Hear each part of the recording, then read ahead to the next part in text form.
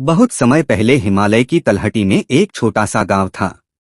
गांव के बाहर एक प्राचीन टूटा फूटा शिव मंदिर था, जहां वर्षों से कोई नहीं जाता था। कहते थे उस मंदिर में आधी रात को स्वयं महादेव आते हैं। गांव में एक युवक रहता था, नाम था आनंद। वह बहुत जिज्ञासु था, लेकिन उसके जीवन में दुख ही दुख थे। माँ बीमार, पिता नहीं रहे और जीवन में कोई मार्ग दिखाई नहीं देता था। एक रात उसने निश्चय किया, आज मैं उस मंदिर जाऊंगा, चाहे जो हो जाए। आधी रात को जब पूरा गांव सो रहा था, वह दीपक लेकर मंदिर की ओर चला। रास्ते में ठंडी हवा चल रही थी, पेड़ अजीब सी आवाज कर रहे थे, मानो कोई फुसफुसा रहा हो। मंदिर पहुंचकर उसने देखा, शिवलिंग के चारों ओर धुंध फैली हुई थी।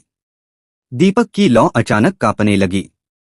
तभी मंदिर की घंटी अपने आप बज उठी। आनंद का हृदय जोर जोर से धड़कने लगा।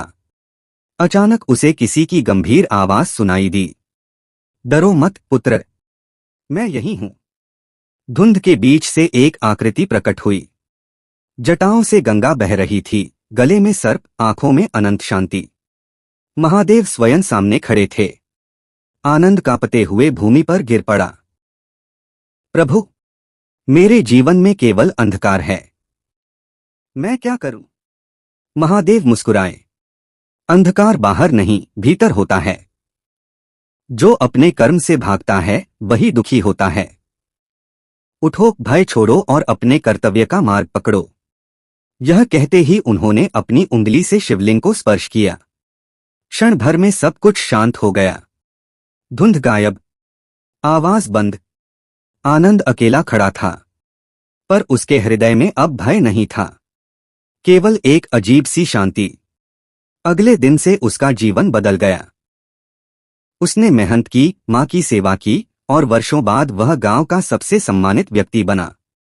लेकिन जीवन भर उसने किसी को यह नहीं बताया कि उस रात उसने स्वयं महादेव का दर्शन किया था। और आज भी कहते हैं, जो सच्चे मन से उस मंदिर में जाए उसे उत्तर अवश्य मिलता है, पर केवल वही जो सुनने का साहस रखता हो। नमः शिवाय।